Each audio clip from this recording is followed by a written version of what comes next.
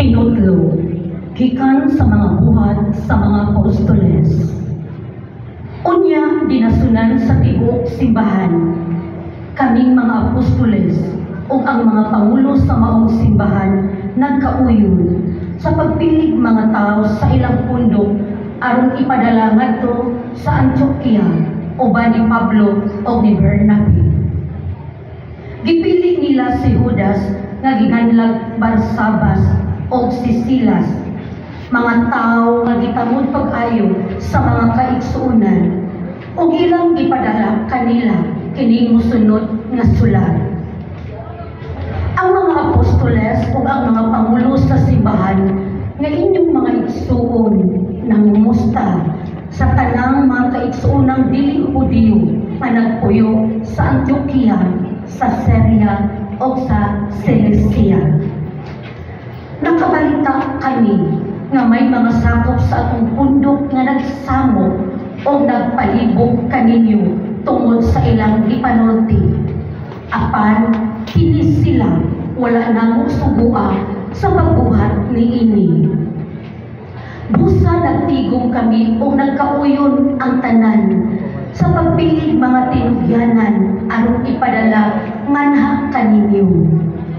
Mukuyog sila sa atong minahal nga mga higala nga si Bernabe o si Pablo nga naghalad sa ilang kinabuhi aron pag-alagad sa atong Ginoong Hesukristo.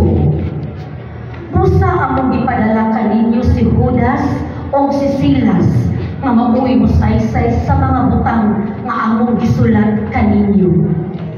Ang Espiritu Santo o kami nagkauyon sa dili pagsamon kaninyo o laing mga palaspunon gawas sa gikinahanglang mga tulunganon nga mao kini. Ayaw kamo pagkaon o kalanon nga gihalad ngadto sa mga Diyos ni tubo, ni mananap nga gituok o likay ninyo ang pakighilawas.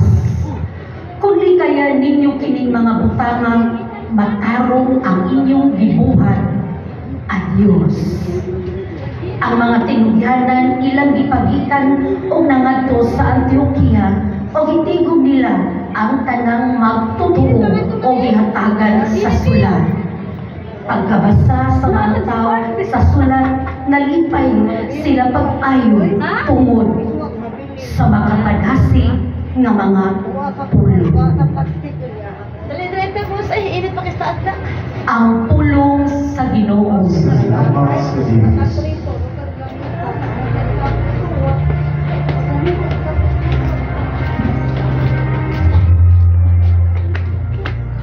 Dahigon ko ikaw diha sa kanasuran, o Ginoo. Dahigon ko ikaw diya sa kanasuran,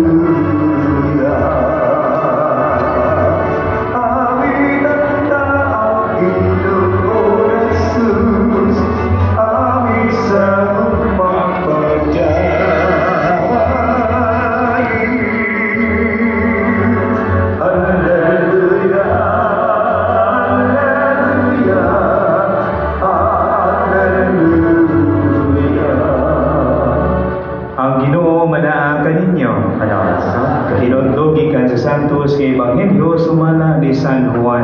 Ibayaw ikaw o Ginoo. Si Jesus mingon sa iyong mga tinunan, kini mao nga akong sugo.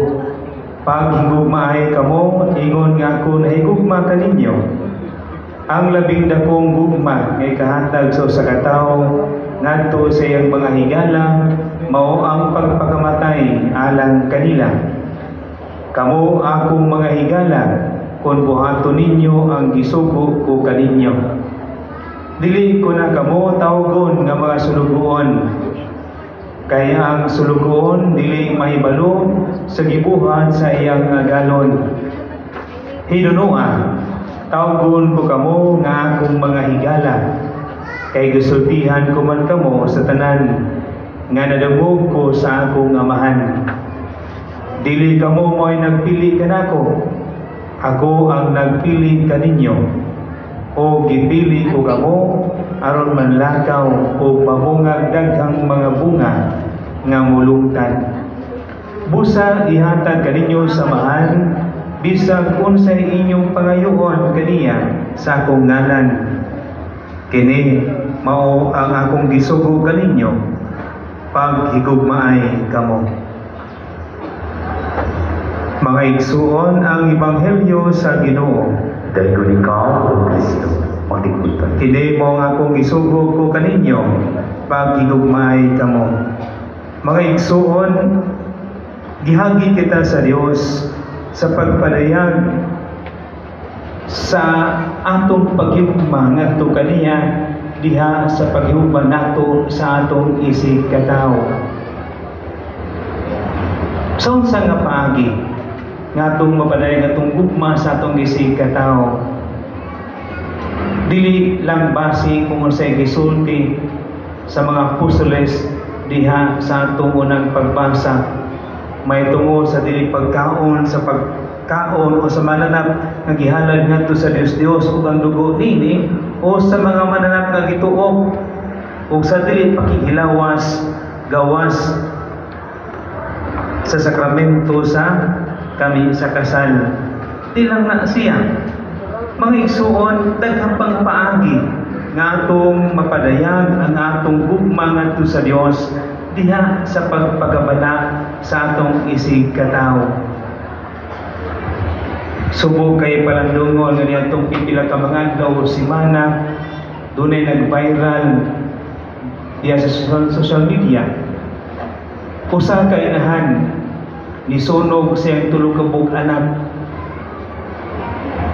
Kipatay niya ang iyang mga anak sa pagsunog.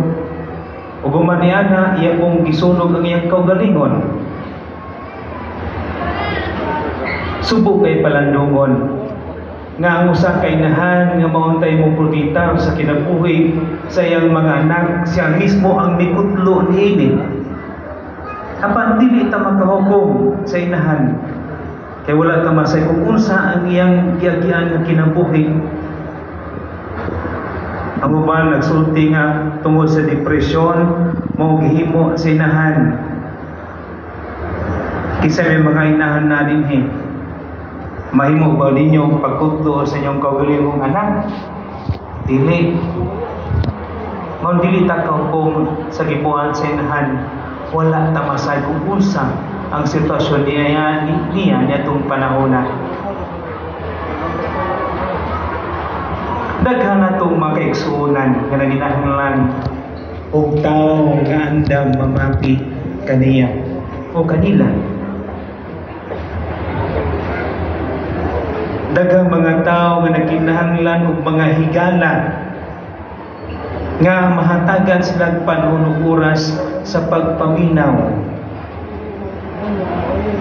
Apan lagi tungod sa kabisi sa panginabuhi nato everyday naningkamot nga makasurvive nga nang adlaw mo nang busy kita sa pagpanginabuhi mo nang uban nga dili na lang makahatag og panahon ug oras ngadto silang mga higala, ngadto silang mga anak, ngadto silang isig katawo kay lagi naningkamot nga mabuhi.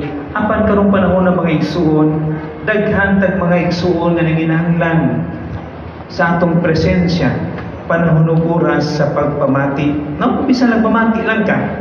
Bahalag sige balik yung istorya niya, yung problema niya, pamati lang.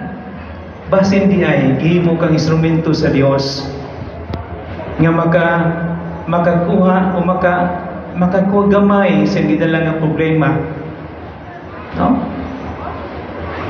Kaya dili lalim ang tao ma-depress. Ang tao nga nasa depression. O sa dili na sila masabtan. Apan ka na lang imong pagpamati nila. Ka na lang imong pipila ka oras sa pagpaminaw nila. Bisag wala kay itambag, wala kay isulti, mamati lang ka, igo na kay na nila. Para nila dunay mga tao nga nagpakabana.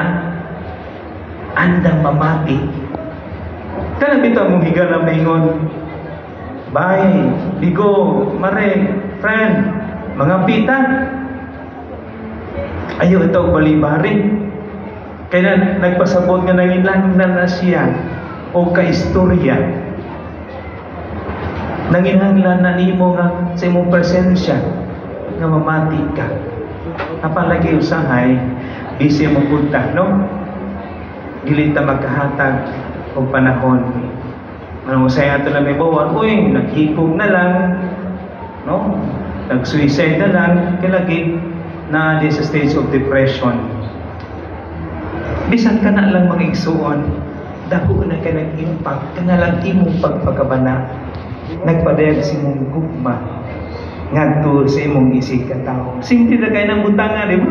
Uy, simple na kayo sa dili na itong mahatagag pagtagan. Apan dako na di kayo ka nag-impact ngadto sa itong isig ka tao. Ang imo lang presensya, ang imo lang panahon sa pagpamati, dako na kayo nag-impact ngadto sa tao nga nanginahanglan ni anak. Mga igsuon, bisan na ingon ana lang ang atong pagpadayag sa gugma, sa atong paghigugma, dako na ka nag-impact sa atong isig ka tao. Siyempre na kayo ipangayo kanato sa Dios. Nga doon natin pagpakabana sa mga tao na nanginahanglan. Punta kita, anda mo hatag bisan ang atong panahon oras. Alam sa ating sigataw na nanginahanglan. Amen.